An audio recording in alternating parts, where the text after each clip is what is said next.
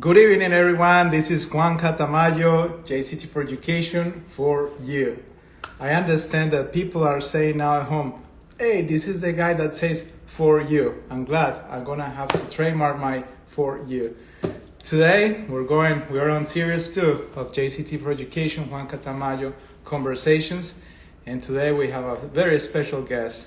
And actually, he just joined our live. We're gonna let people join us. Kuda be there with you for a minute.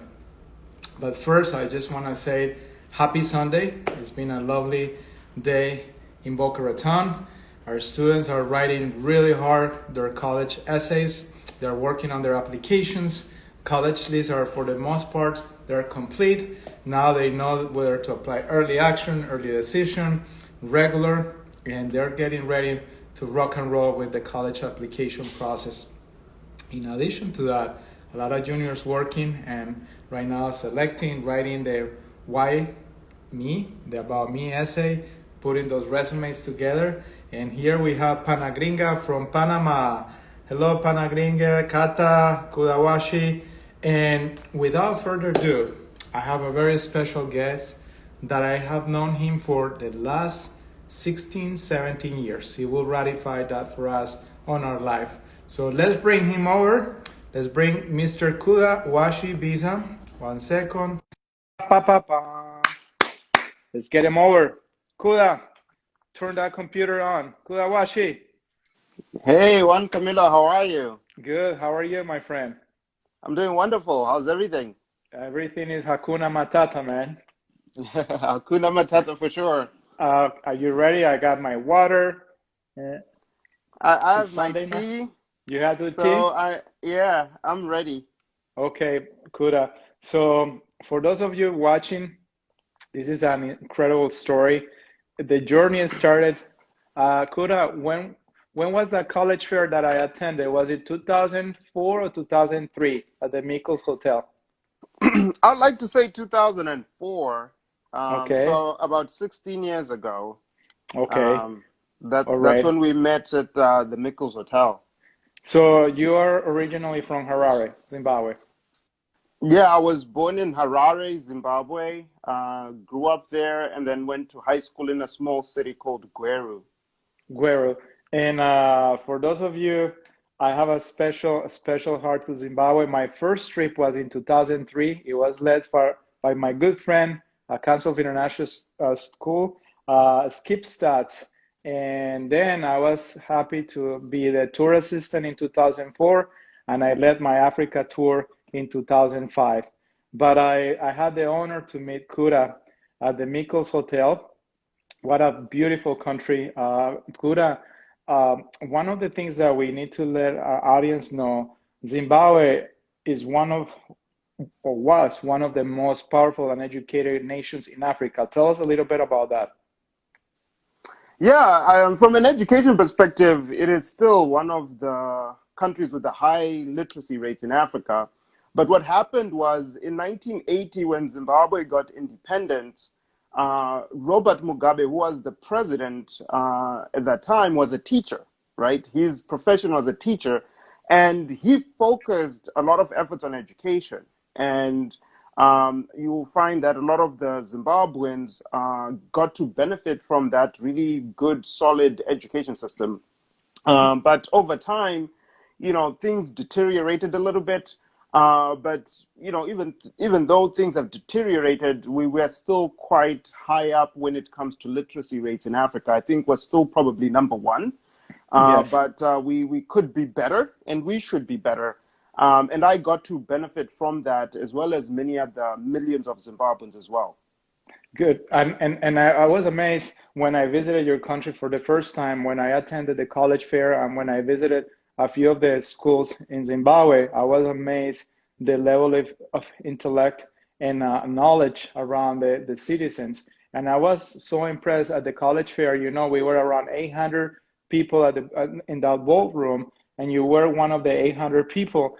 Very respectful. Everybody making those lines, trying to get to the table and talk to one of us, the admission counselor.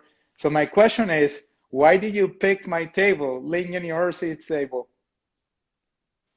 Well, at that time, I was already accepted by Lynn. So I Hmm. was already accepted, and I had deferred my entry Okay. because we didn't have money at that time to pay for my visa. So I was actually supposed to be at Lynn studying, but because we didn't have money that year, we deferred my entry by by a year.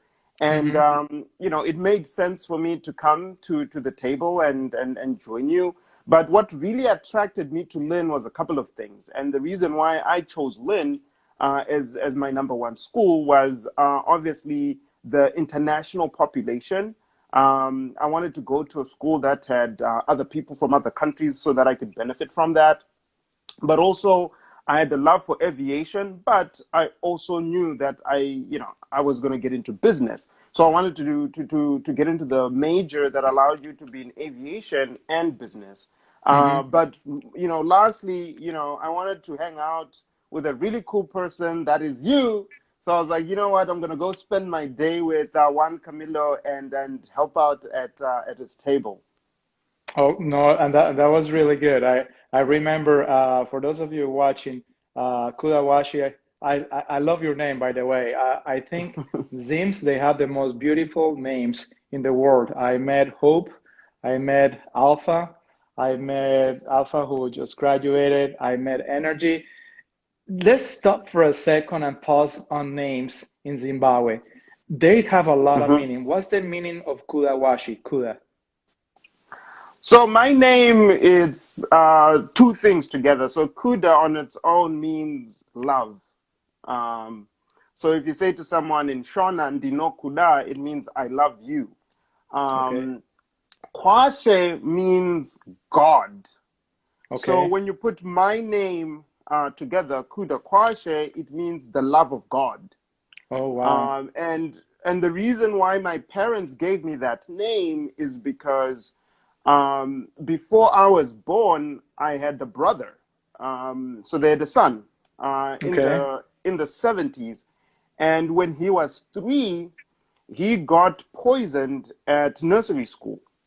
Okay. And so my parents went to pick him up, and he wasn't feeling well. He was vomiting blood, and they took him to the hospital, and he passed away.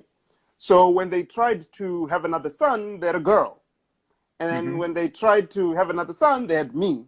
So they then said, it is the will of God that we have another son. So that's why I was named Kudakwashe. Well, they did a good job, and your name is one of those names that I will never forget. And we have a lot of stories. And I want to say hello to one of my students, Yusuf. He's in Cairo, Egypt right now. And Yusuf, thank you so much for watching. You're gonna be static about this interview with Kuda. Kuda has been in the United States now for 16 years. Graduated from Lynn University. His first degree was a Bachelor's of Science and in Business Administration. Kuda, you can correct me. And then you got your MBA in 2010. Mm-hmm. And after 2010, he became just a successful entrepreneur. Also a public speaker. And most recently, you wrote this beautiful book, The Spear Method, The Five Steps. And we will talk more about your book. Kuda, you beat me, man. I want to write a book, and you already have a book. What made you write a book so early, So, man? yeah, so first of all, Kif Haluk and Marharba to Yusuf, just the little Arabic that I know. But what made me write the book one, Camilo, I was really inspired by something. So in 2015, and I talk about this in the introduction, I got a call. And it was one of those calls you never want to get. And it was the call telling me that my sister had just passed away. And I wasn't able to make the funeral because she had passed away because of rabies, and they had to quickly bury her. So I had to attend the memorial, which was about a couple of months later. And when I was there, I started asking myself, was she fulfilled? Was she happy? Had she made the most of the opportunities she had in life? And for me, these were questions that made me think about my own personal journey. Am I fulfilled? Am I just pursuing success and missing out on being happy and being fulfilled? And it's something super important that, everybody needs to think about, not just, when you graduate, but even, when you're making the decision to go to school to figure out what do you want to study. You want to make sure that you study something that will allow you to be successful, but more importantly, allow you to be fulfilled internally and happy, because you want to be putting your time into things that make you happy. So as I was asking myself these questions, I wanted to find the answer how you achieve both success and fulfillment. Because, you can chase success and have a lot of money, but you're not fulfilled. There are a lot of miserable millionaires and billionaires out there. And I didn't want to be, part of that group. So I really started digging in and finding out what does it take to make this happen. So I interviewed a lot of successful people, a lot of people who are fulfilled, people who faced challenges. I talk about a story of a guy called Sean Callaghy. He wanted to go into the MLB to become a baseball player, but he had this genetic disease that was, killing his eyesight. He was going blind, and he didn't get drafted because the MLB was able to see that.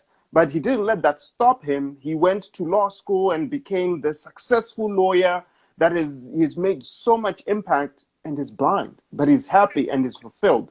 So having those types of stories in the book are quite inspirational. And it's the SPEAR method. It's 5 steps, and we can go into them later. But the first one is seek your why. The second one is plan, and the third one is execute, and then we have achieve and repeat. So that's what the book is all about. Okay. Kuda, we will get into your book later, but I want to ask you a question. Do you remember your college essay? To be honest, I wrote many.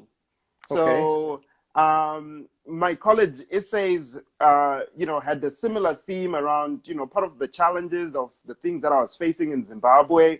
But to really remember which one is which, it's a little bit hard right now. But I do remember the themes that I'll talk about in the essays. Because I want you to go back. A lot of the students right now, they are writing their college essays, and they are stuck. And we got 1 month before they submit applications. For Georgia Tech, actually, they have October 15th. What will be that message that you have for peer students that are submitting college essays in October 15th? Actually, some of their IVs are October 15th, and top universities, some are November 1st. Any suggestions? Yeah, plenty of suggestions, but I'll share 2. So the first one is be authentic and be yourself. Tell your story, because I think with a lot of the admissions counselors, they're looking into what makes you unique, what makes you different, what do you bring to the table. So I'll use the student you just mentioned right now, Yusuf. Talk about your experience and your life in Egypt, because those are added values that you can bring on campus that other students might not be able to bring. So I would say, really look into what makes you different, your story, and what makes you unique.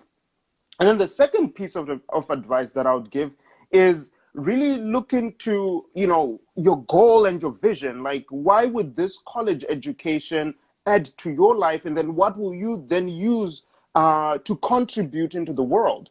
Because, it's more than just about you just getting an education. It's what you're going to do with the education. So if you're able to perhaps articulate that, insight as to how you're going to use this education to make a difference and really apply it into the world, I think you will have a very strong application. Now, let me ask you a question. You are a reader for UCLA, 120,000 applications. What makes the most outstanding college essay? And you only have 8 to 12 minutes to read 3.5 years of high school work. How would you say that's a very strong essay? That's a tough question, Juan Camilo, because obviously I'm not an admissions counselor by any means. So I'll just answer it with the way that I think makes sense. I would look for a story that jumps out and speaks to me, that hits my heart, right? Okay. So if I can feel that story in my heart and it's, it's very emotional, it hooks me, that is what will stand out. So, and that's why I said, like, if you stick to your personal story and how you're going to use the education you're going to get to contribute to the world, that would grab someone's heart if it's authentic and if it's genuine. And I'm So yes. yeah, so that's the way I would pick up the applications if I was at It UCLA. yes. And everyone, I'm picking on Kuda because he's my student. I know him for 16 years and I can ask him tough questions. That was a really tough question. And one of the answers that I have, on Panagringa, say, I need to, oh my gosh, I need to play this. Panagringa, we will have this on YouTube for your students, so don't worry about it, and I will save it on IGTV. But I tell my students, if I'm working for NYU, UCLA, Johns Hopkins, you name it, your essay better be at that level. You have to stand out. You have to be creative. And people might sometimes say, Juan Camilo, you're crazy. But I'm not crazy because they want to know one thing. What are you giving to humankind? What's your legacy? Get deeper into your dreams and stand out. 90,000 applications, that's a lot of applications for 7,000 spots. So as a former reader, admissions reader, when you when you when you mention to the university things that we already know in admissions, that's not a good essay. We want to talk about uniqueness, and we are with a very unique guy right here. But let's go back to Kuda because we have a beautiful story. Kuda, so you come to Lynn University, you arrived 16 years ago, Boca Raton, Florida, and I remember our office manager come to my office, Fran Turner, and she goes like, you have your two students from Zimbabwe right outside on this beautiful limo. And I'm like, in a beautiful limo. I told them to take the train, but I remember you guys, I don't know what's the confusion, whether it was Bernard or it was yours, but you guys saw a sign right outside of Miami Airport and it says Mr. Londoni or Mr. Kudawashi. Which one of the two had their name on? You It, or it was Bernard? it was Mr. Londoni. It wasn't It my was. name. Okay, everyone. Upon further digging, what happened was Lynn University would send you this form, like a pre-departure form. And one Yes, of the questions was like, would you like a pickup at the airport? yes. Bernard didn't read through all the questions. He just went, yes, yes, yes, yes, yes, yes, yes, yes, yes. And he said yes to that. And that's why there was a guy at the airport with his name. And we came in a limo. So you guys arrived to Boca Raton, Florida, in a Yep. beautiful limo from Miami Airport from MIA, which I never done it in my life. And then I look outside of the office of admission, this humongous limo. It was like a Lincoln, gorgeous. I saw your suitcases, and you guys are smiling like, what's going on? And say it's $150, and that was 16 years ago. And like, oh my gosh. So the guy started speaking Spanish to you guys. You didn't understand. Of course, I Yeah. speak Spanish. And he goes, bottom line, I don't care. Somebody has to pay me. You got to pay for these guys. They don't want to pay me. I'm like, okay, no worries. I got my credit card. And later, it was on Lynn University stop. So you got to pay back through that alumni reception and so forth. So That's so the, here's yeah, huh? so here's what happened. Let me tell you this. So we get out of Miami and we see this guy, like Boca, like Bernard Londoni, Lynn University. So we go to him and we start speaking to him in English. He starts speaking back to us in Spanish. So we're asking him like, did Lynn University send you? And you'd be like, see, Lynn University. So like there was kind of like that language disconnect, and then he just took all of our bags and just started walking out. So Bernard and I, we look at ourselves and we're like, oh, wow, maybe Juan Camilo surprised us. He wanted to surprise us. That's what we thought. And then we get into the limo and we start driving. And I start saying to Bernard, this is too good to be true. So then I say to the driver, your boss, can I speak to your boss? So he takes out his cell phone, he dials his phone, is his boss. I start talking to the boss and I go like, hey, your driver just came to pick us up at the airport. Who booked this? And then that's when they said, oh, it was Bernard Londoni. And I was like, so we have to pay for this? And they're like, yeah. So I'm looking at Bernard, I'm like, dude, you're going to have to pay for this. He was like, I have no money. So Yes. yeah, it was the funniest thing, man. It was the funniest thing. No, and here, Mr. Carlos Castillo just signed up. Hey, my friend, how are you? Are you in Guatemala right now? Kuda, Armando. Armando is here. So anyway, you guys arrived, and I remember Bernard opened his wallet, and he had probably $100. I don't remember. It was so cute. and budget was really tight. I'm like, oh my gosh, my boss is gonna kill me. Now I have to pay for this limo ride. But that was the welcome to Lynn University for the two of you. You arrive It, in a it, limo, and I remember I told Bernard, take the train from Miami Airport to Boca Raton, and I will pick you up at the train station. It's $2.75, and here it is. You guys took the limo, and you know what? I will do the same thing. So limo always over train. But yeah. Kuda, on a serious note, uh, you and I, we cried together 1 year. So things Hmm. were flowing really well. And when you work with this type of uh, governments like Venezuela, Zimbabwe, Uzbekistan, you name it, where money, currency, one day is here, the other day is here, and our parents' assets could be lost within a matter of seconds. And I remember the second year, you came to my office. Don't know, it was second year or third, and you say, I'm gonna have to leave. There's no more money. My parents don't have any more money. And Hmm. dude, I am like, how are we gonna save this guy's neck? And that time, Franny will call me the humanitarian. She will come to my office and say, how are we gonna save Kuda's neck from returning? And I say, only a miracle will happen. And I remember I mentioned this to two parents, and those two parents, actually Colombian parents, I told them the story about you. And these two parents say, whatever he doesn't put, I will put. And I will help this guy because he's good. I remember I was here at this house where you've been, and I start crying, man. What a day. And Yeah.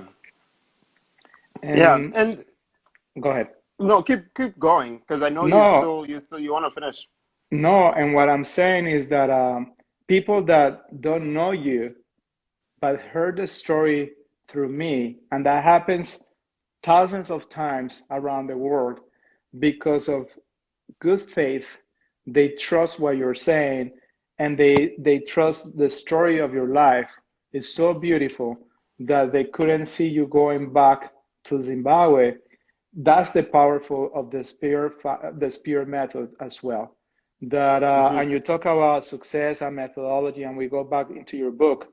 But then I saw a new renaissance on you, where you said, you know what, I got to take this opportunity to the next level. How were you so determined to take it to the next level when you found that you were able to continue here in the United States your education? Yeah. So for me, it was a sense of responsibility, really, number one, but also number two, a sense of gratitude, right? So think about this, right? I grew up in Zimbabwe, where I witnessed a lot of things. I witnessed poverty at its, core. Like you can't, go any further than that. I would guess. So to be blessed to have people who believe in you to the point where they're willing to invest their resources in your success, it comes with a lot of responsibility. So it depends, um, what your belief system is, but I think any human who has a good moral compass will know that to whom much is given, much is accepted, right? So because a lot of people who I didn't know, right, heard my story and they were like, hey, we believe that this guy can make a difference, and they invested in me. I took that responsibility on my shoulders, and I burned all other options except one. And that only option I had was to be successful in what I do and, give back to others. So I made sure that all the other options of like, hey, what if you don't make it? I burned those thoughts out of my mind and just became laser focused on, for instance, making sure like I graduate top of my class, which I did. I have 4.0 GPA, which I did, because I felt that that's the best way I can pay them back is by making sure that I don't squander that opportunity.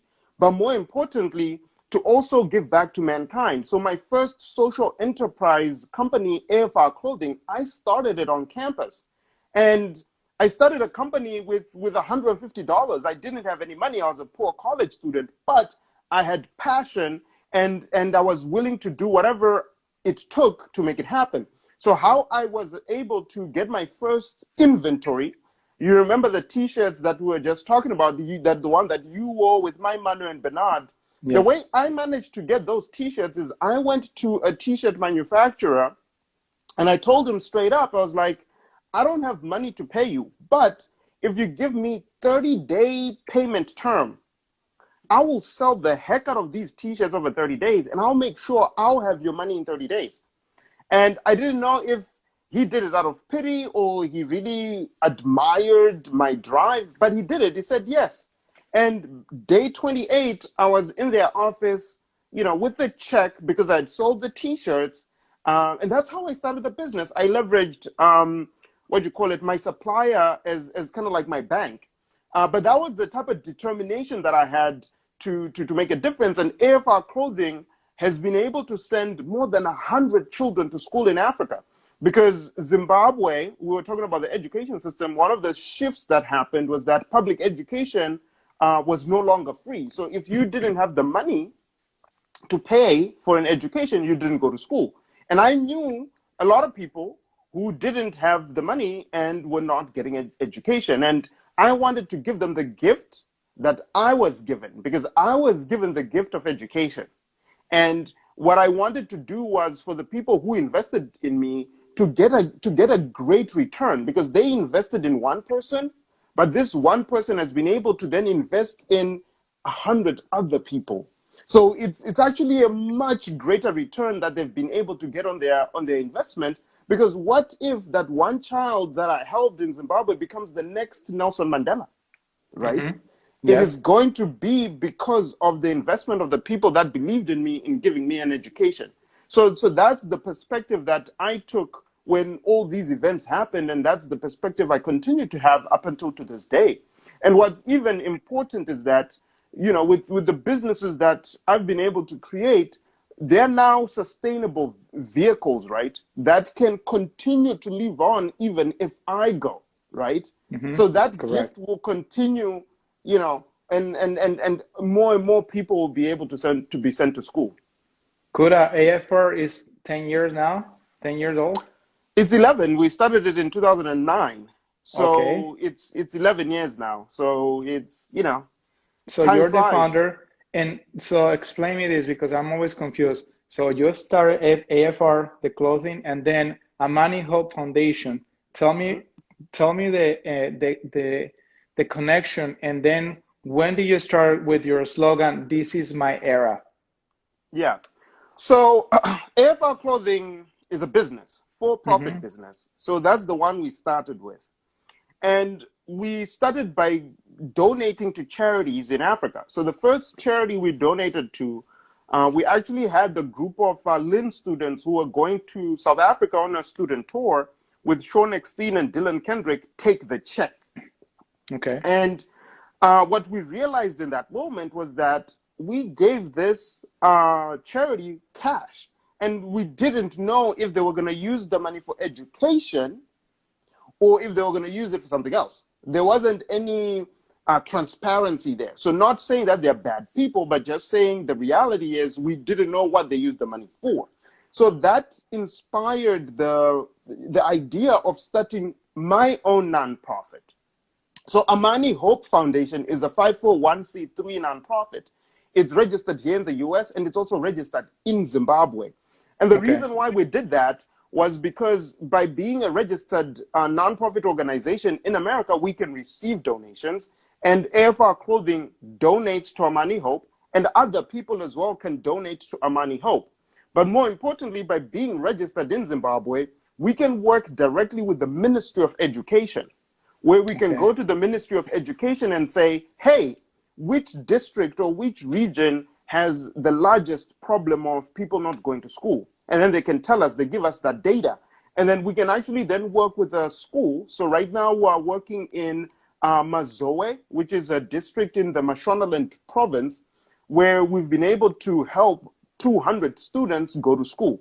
So we work with Wow. one school in one region, and we work with the ministry and the local leadership to be able to identify orphans and families that are struggling, and we pay for their tuition to go to school. So that's the difference between AFR Clothing and Amani Hope Foundation. One is a business and one is a nonprofit.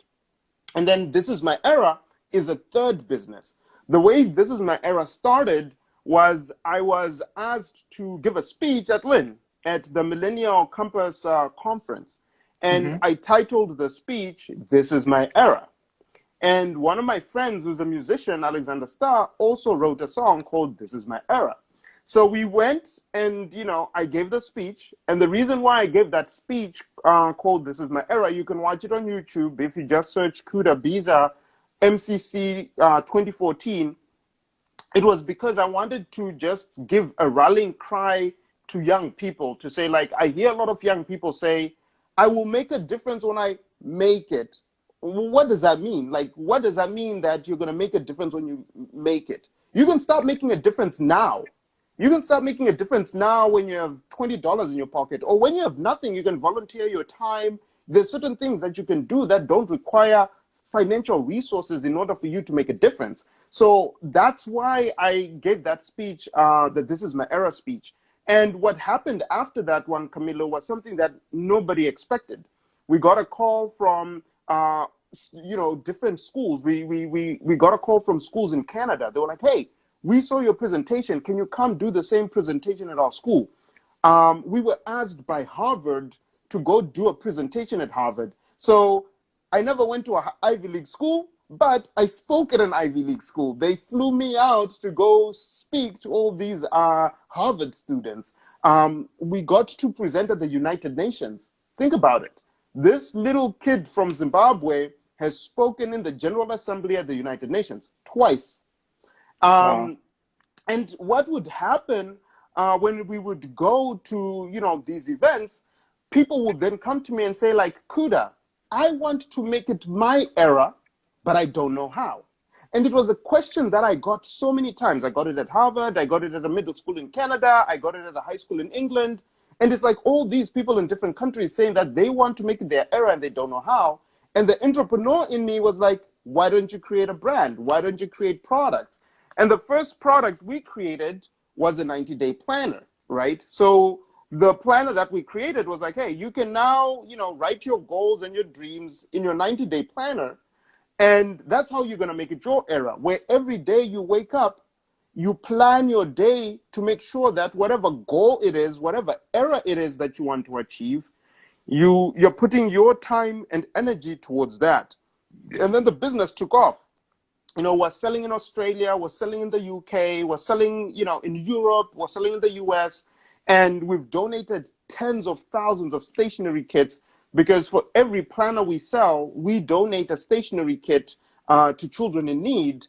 So that's how This Is My Era came about. And now we're actually growing into other categories. We now have an online academy, the This Is My Era Academy, where we have different subject matter experts teaching in courses across different areas of life. So if you want to learn about personal development, we have subject matter experts that deal with that. If you want to learn about finance, right? Like, how do you plan for retirement? How do you do all these different things? We have all these financial experts on the academy teaching our students how to do that. So that's the difference between AFR, This Is My Era, and Amani Hope Foundation. So and then you have two full-time jobs on top of that. You're married to a beautiful wife, to Ruth, and I want to say, Ruth, hola, how are you doing, my friend? And you have your full-time job as a chief marketing officer in the city of New York. So tell me, Mhm. you right now you have five big important areas of work, and I'm sure your brain is cooking more stuff. On top of that, you just wrote a book. So what else is cooking for you, Kuda? How many hours do you sleep? Because I know you wake up super early in the morning. Well, I actually do sleep, 7 to 8 hours a day. Sleep is so, so important. One of the things that I learned early on is you need to understand your strength. So my strength being a visionary. seeing the vision and the strategy. But I have a team around me, an amazing team. And you, Juan Camilo, have the same, right? I know Yes. your team very, very well. You cannot achieve, great things by yourself. You need people around you. And that's what I've been able to do, is really know what I'm good at. And then the things that I'm not good at, I look for people who are really good into those things, and they become, part of that. So like, let's say with This Is My Era, for example, I'm not involved in the day-to-day. I set the vision, I provide the strategy, but there are people who tackle and handle the day-to-day, and we have reporting mechanisms in place where I can, like a car, right? You're looking at the dashboard and you're just seeing the speed, and you know that, okay, everything is okay. There are dashboards and reports that I just look at on a weekly basis to know that everything is okay. But I do spend a lot of time in my new role with Loeb NYC, and particularly with the cookie company that we're building in partnership with Tony Robbins. So that's really where I spend a lot of my time, from kind of like a day-to-day perspective. Although I do wake up early, I usually go to bed around 9:30.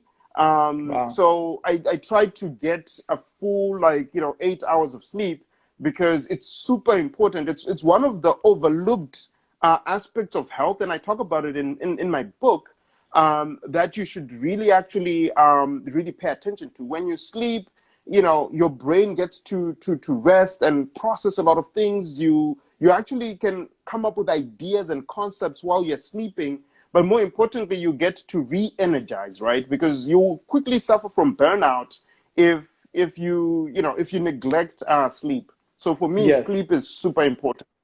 Now, you mentioned on your book, you are what you eat. Tell me that one. Yeah, so it actually came out of experience, because I never used to really pay attention to what I ate. But then I just started learning, in the sense that, nutrition is super important, because, it fuels your body, right? The types of foods that you eat will result in the amount of energy you have every single day. It will also reduce or increase your chances of, falling sick, right? Because if you're having foods that fuel certain types of sicknesses, chronic health, and things like that, it will actually defeat the purpose of you trying to achieve the goals, because now your body is constantly having to fight off all of these things. So I went on a journey to really looking into, like, for me personally, what are the right things that I need to eat, the schedule when I need to eat, because your body has a rhythm, right? So you Mm-hmm. need to follow that rhythm, because if you eat, let's say, at 3 o'clock in the morning, that's not the best time for you to eat, right? There's a certain time where your body needs to digest the food and process it, and so forth and so forth. So eating is a very critical piece of everything that I do. And just to give you clarity on my schedule, for example, I told you I wake up super early. I'm usually up around 4 in the morning. Okay. Um, and I don't eat any solid food up until noon, right? So when I wake Okay. up, I usually have water with lemon, because it Yes. helps it helps make your system alkaline. It's all about, pH balance. I also have a celery juice. So Okay. the good thing about celery juice is it really helps detoxify your body. You want to take the toxins out, right? So I drink energy celery juice for that, and it also gives you a lot of energy. There's a book, out there called Celery Juice. You should just read it. And then, excuse me, the other thing that I then do eat is a protein shake, as well as fruits. So when I Okay. was saying solid food, I meant things like, let's say, toast, breakfast, and things like that. So I only eat fruits until noon with a lot of juice and whatnot, because digestion is actually what you spend a lot of energy when you're digesting. So Yes. so that's why, like, if you have a heavy lunch, you want to go to bed, you want to have a siesta, is because all of the energy is going to your stomach to digest. What you actually want to do in the morning when you're starting to work, you want all of the energy to be in your brain. And the way you then do that is, don't have something heavy. eat the right things at the right times, and you'll have all the energy that you need in order for you to be successful. But yeah, I would recommend, working with a nutritionist to see what works. I don't want to give general recommendations because people are different. You have allergies and things like Yeah, that. yeah. But if you work with a nutritionist, they might be able to tell you like what works specifically for you for your diet.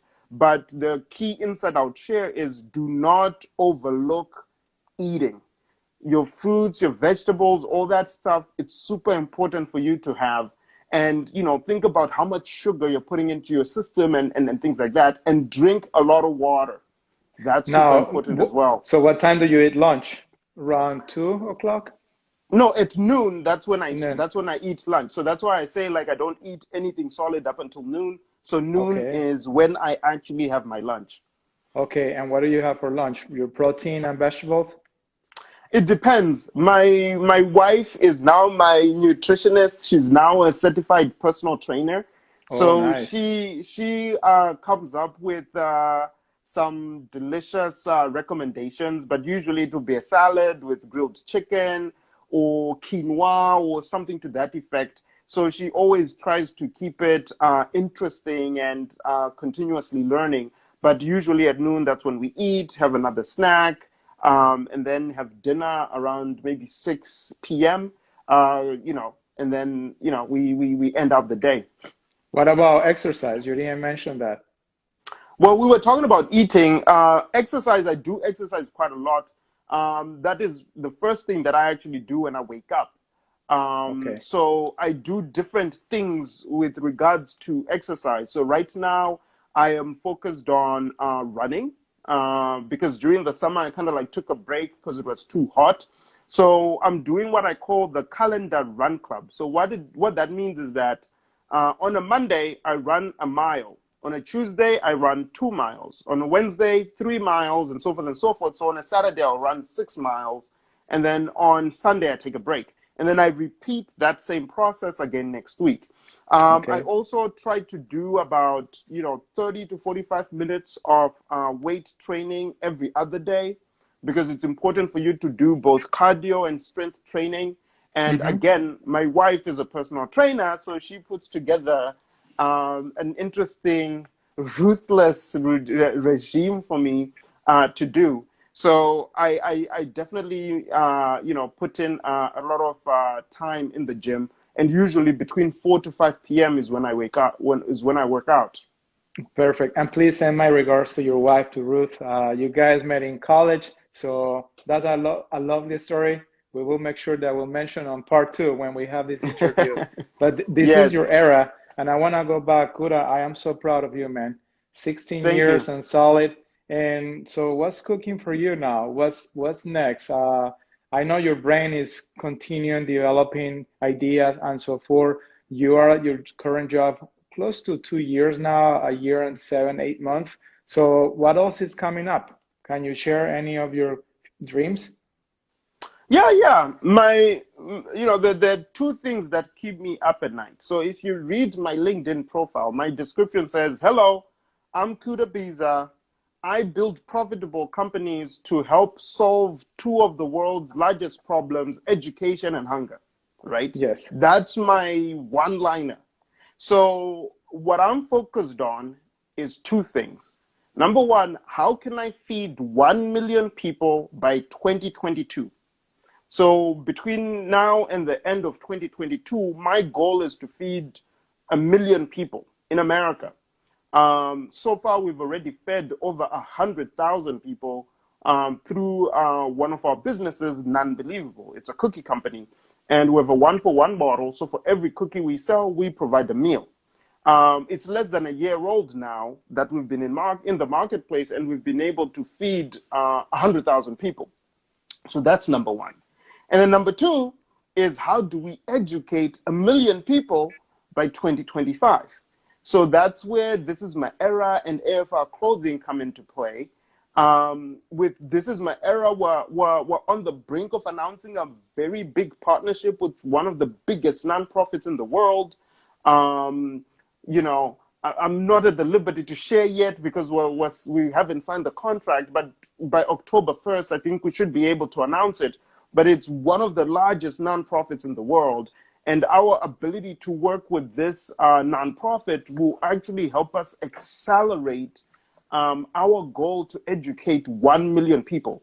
So for me, those are the two things that I'm focused on right now. How can I feed 1 million people, and how can I educate 1 million people?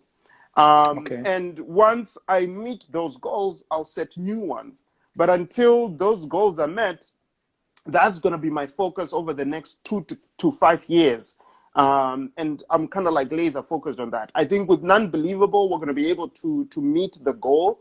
We're very good backers. I was talking about Tony Robbins, the motivational speaker. He's an investor in the company. I've had a chance to meet him a few times, and he's very engaged. We also have Michael Loeb. A lot of people might not know Michael Loeb, but Michael Loeb is quite interesting and fascinating. So a little bit of background around him is that if you know Priceline.com, he was one of the guys behind Priceline.com. He's had 3 multi-billion-dollar exits, and is quite successful and really, really sharp. So to be able to work with those types of people who are also really focused on making a difference and changing the world, it really inspires me. So I'm really excited to see what comes out of that through what we're doing there. And the other thing that I've also started doing, you were talking about what's next, is I've started to challenge myself to speak more, because my wife was always telling me, like, hey, you need to be a public speaker, you need to speak more. And I've been shying away from it. I even didn't have an Instagram account, like, because I was like, hey, I want to be like behind the scenes. I just want to work in silence. But she really wanted to bring that out, because she said, hey, you have a gift, you need to share it with the world.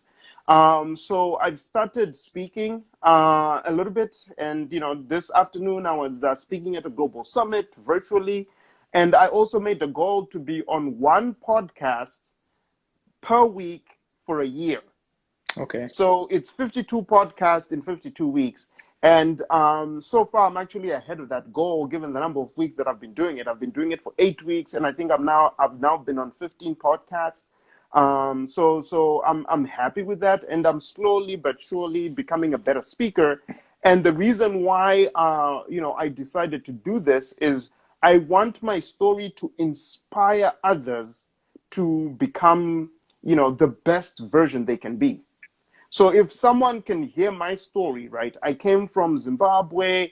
My father, worked at a post office. We didn't really have the resources to get an American education, but by, getting a scholarship at Lynn and from other people who, you, Juan Camilo, helped, bring into my life to help me, I was able to, make it through. And today I'm doing things that even I never dreamt of doing. So if this story can inspire someone who's in Colombia, Brazil, Egypt, the Philippines, Africa, you name it, to pursue their own greatness and achieve, the best version of themselves they can be, to me, that's a win, because they get to gift that greatness to the world, and everybody gets to benefit from that. So that's the other thing that I'm really focused on, and it's challenging. But it's exciting, and you can only grow when you step outside of your comfort zone. So I'm really outside my comfort zone right now, but I'm experiencing a lot of growth through that, which is the same case when I wrote the book. I'm not a writer. English is a second language, but I was outside of my comfort zone, and I was able to experience a lot of growth. And it took me 18 months to write that book, but now it's done, and people like you can now read it, and now I can focus on the next thing. Good. Kuda, I'm running some math here.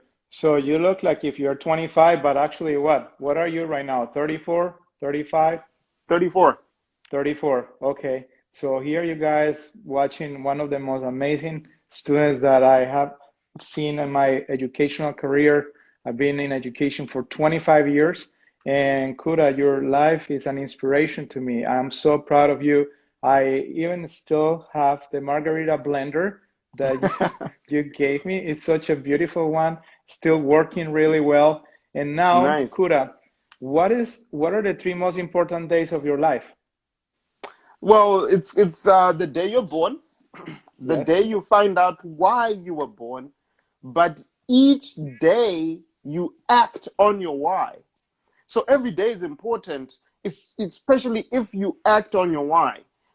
Because if you know what your purpose and your why is in life, but you don't act on it, you're wasting a day. So it's super important that every single day you are, acting and executing on your life's purpose. So those are the three most important days in your life. Okay. How often do you go to Zimbabwe?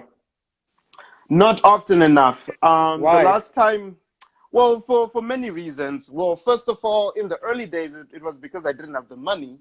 So the first time I went to Zimbabwe was 7 years after I'd come to the US. So I came in Oh, 2005 and I went back in 2012.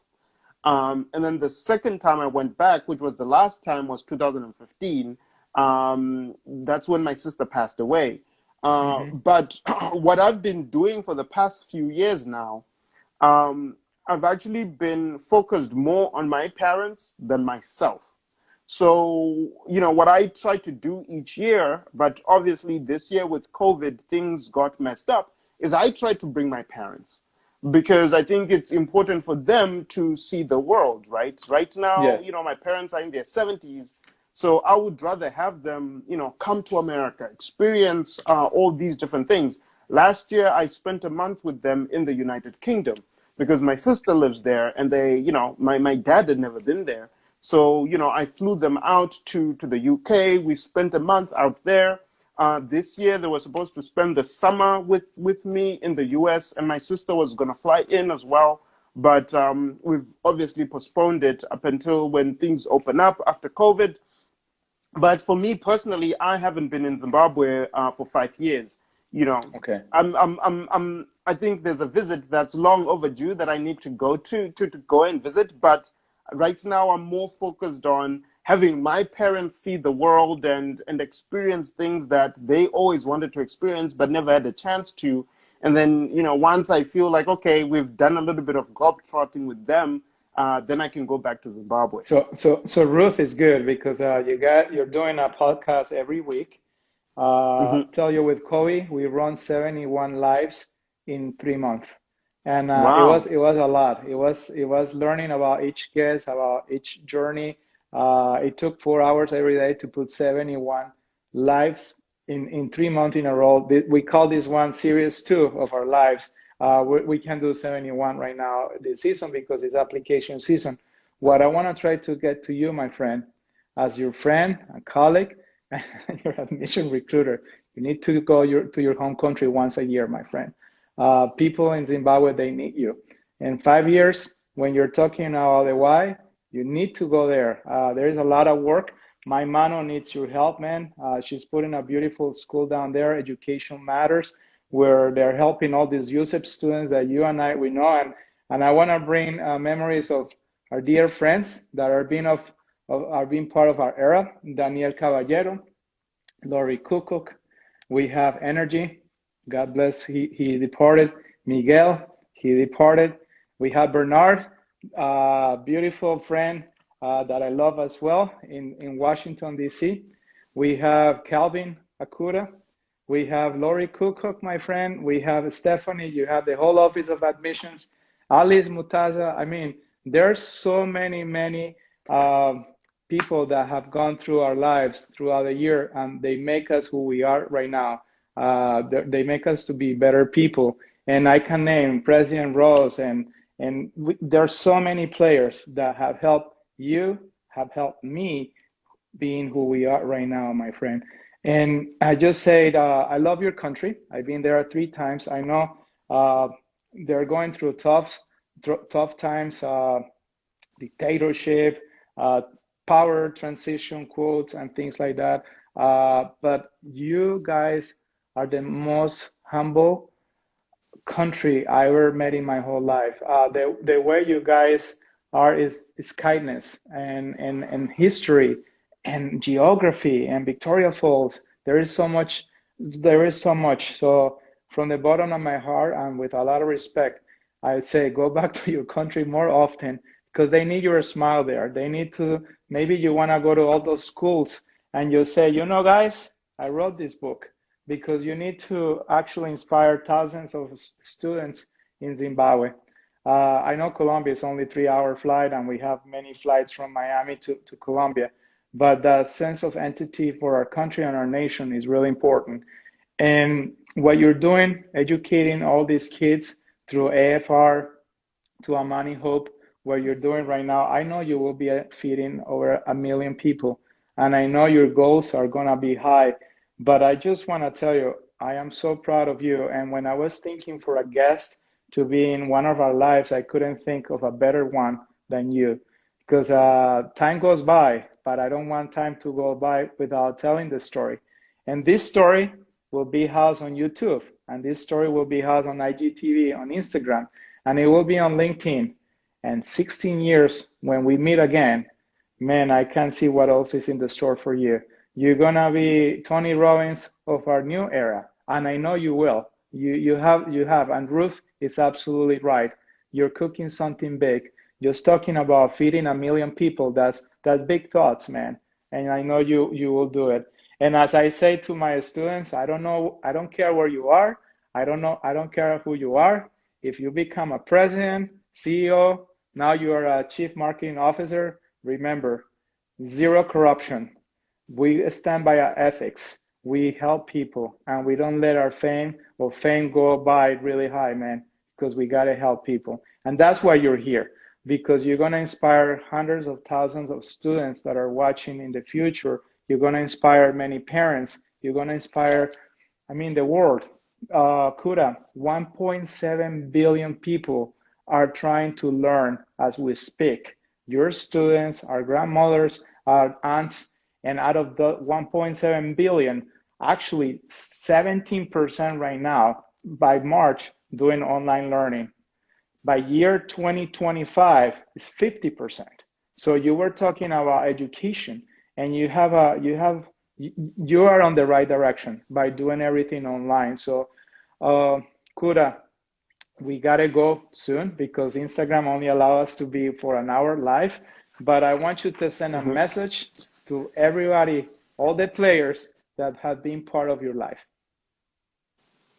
Yeah, so my message is two parts. So for everybody that has played a role in my life now and who's gonna play a part in the future, because the journey is not over yet, I just want to send a heartfelt thank you. Thank you for believing in me. Thank you for inspiring me. Thank you for investing in me. And thank you for giving me a chance to experience everything that I've experienced so far. And then the second part is to the people listening, and watching and, just listening to the story. Two words: dream big. Don't be afraid. If you want to go to that Ivy League school, don't, sell yourself short and say like, oh, let me just go to this tier B school. Apply for that school. Dream big. And when you get into that college, apply yourself. Be involved, do all the different things on campus to make sure that your campus experience is the best that it can be. Trust me, that 4 years will just go by like this. And, you want to make sure that you maximize every single day. Remember, we're talking about the 3 most important days in life, and each day you act on your why. You want to make sure that every single day you're applying yourself and making the most out of that scenario. But you're always dreaming big, because dreams are the things that then fuel that action. So in my case, I wake up super energized and wanting to take over the world because I have that big dream, right? Feeding 1 million people, educating 1 million people. That's what gives me the energy to wake up and just push through when things get hard. It's not like, I'm super smart or like whatever. It's just it's just sheer perseverance and a lot of hard work. But having that dream enables me to do it cheerfully and with a smile. So that those are the words that I have for people listening who've helped me, and also to the people who I know are going to listen to this and take it on and we're going to be watching their stories on your platform as well. My friend, this is your era. I'm very proud of you. Ladies and gentlemen, Kuda Biza from Harare to Miami. Here he is, and now in New Jersey. God bless you, man. JCT for Education for you. Thank you, Kuda. Hakuna Matata. Hakuna Matata. Thank you. Ciao, man. Bye-bye. Ciao.